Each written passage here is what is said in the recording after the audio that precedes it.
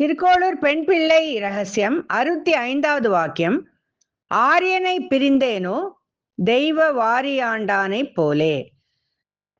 இப்ப இந்த பதிவுல நம்ம ஆளவந்தாரோட சிஷ்யனுமா இருந்த தெய்வ வாரியாண்டானை பத்தி பார்க்கலாம்.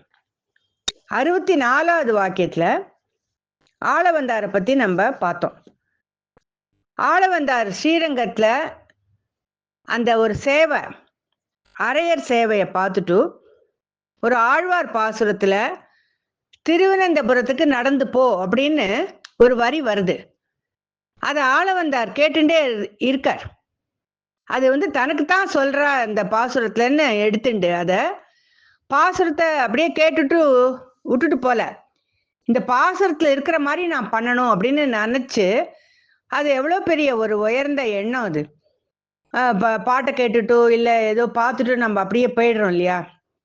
இவர் ஆளவந்தார் அதனால அவருக்கு ஒரு எண்ணம் அந்த அபிநயத்தை பார்த்துட்டு திருவனந்தபுரம் போறார். திருவனந்தபுரம் போயிட்டு திரும்பி அங்க 4-5 நாள் இருந்துட்டு திரும்பி வரார்.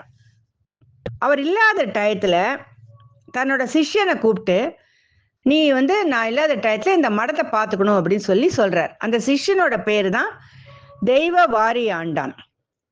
அந்த மடத்தோட நிர்வாகம் எல்லாம் அவர்கிட்ட ஒப்படைச்சிட்டு இவர் கிளம்பி திருவனந்தபுரத்துக்கு போயிடுறார் ஆளவந்தார்.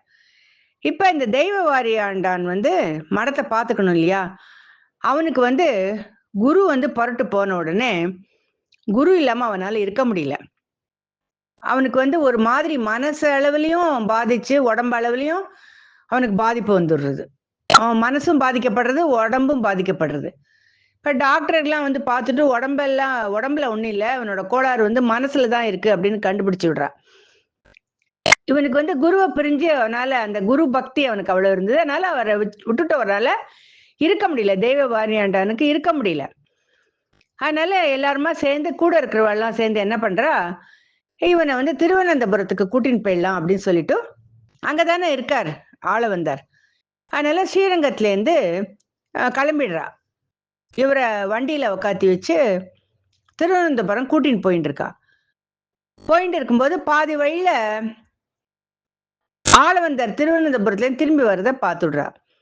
அவ 2 பேரும் அங்க சந்திக்கிறா. குருவை பார்க்க போறோம் அப்படிங்கிற ஒரு அந்த எண்ணமே இந்த தெய்வ வாரியாண்டானுக்கு ஒரு உற்சாகம் கொடுக்கறது. அவனோட உடம்பு கொஞ்சம் கொஞ்சமா சரியாயிட்டு வருது. குருவை பார்த்த உடனே முழுசா அவனுக்கு உடம்பு தேவையாயிடுறது. அப்ப ஆளவந்தார் சொல்றார் தெய்வ வாரியாண்டான் கிட்ட, நான் இல்லாத போது மடத்தோட பொறுப்பை உங்ககிட்ட கொடுத்துட்டு போனேன்னு, நீ எப்படி மடத்தை விட்டுட்டு வருவ அப்படின்னு சொல்லி கேக்குறார்.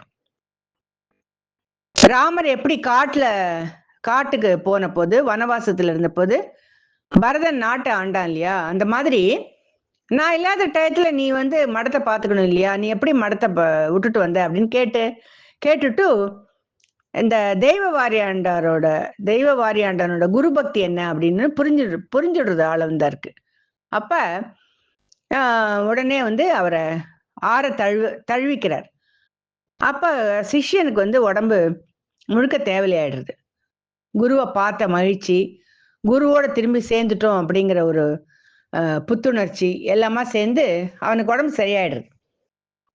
அப்ப கடைசியா இவர் என்ன சொல்றார் ஆளவந்தார், நான் திருவனந்தபுரம் போய் அனந்த பத்மநாபனை சேவிச்சுட்டு வந்துட்டேன், நீயும் போயிட்டு சேவிச்சுட்டு வந்துடும், நீயும் போயிட்டு அந்த கோவில்ல போயிட்டு அவரை போய் பார்த்துட்டு வந்துடும், பெருமாளை போய் தரிசிச்சுட்டு வந்துடும் அப்படின்னு சொல்றார். அதுக்கு இவர் கொடுக்குற பதில் தான் இந்த வாக்கியத்துல பெரிய விஷயமா திருக்கோளூர் பெண் பிள்ளை சொல்றா. என்ன சொல்றார் அவர், எனக்கு தெய்வம் நீங்க தான்.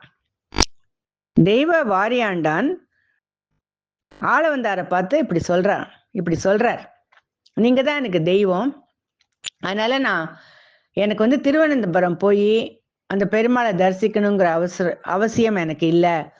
எனக்கு குருதான் எல்லாம், குருதான் ஆச்சாரியன் எனக்கு எல்லாம் அப்படின்னு சொல்லிட்டு ஆச்சாரிய பக்தியை அவருங்க வெளிப்படையா எல்லாருக்காகவும் காமிச்சு அதை கேட்டுட்டு திருக்கோளூர் பெண் பிள்ளை அந்த கதையை சொல்லிட்டு எனக்கு இந்த மாதிரி பக்தி இருந்ததா, குரு பக்தி இருந்ததா, எனக்கு இல்லை, அதனால நான் இந்த ஊரை விட்டு போறேன் அப்படின்னு சொல்றதா இந்த கதை இங்க முடியறது.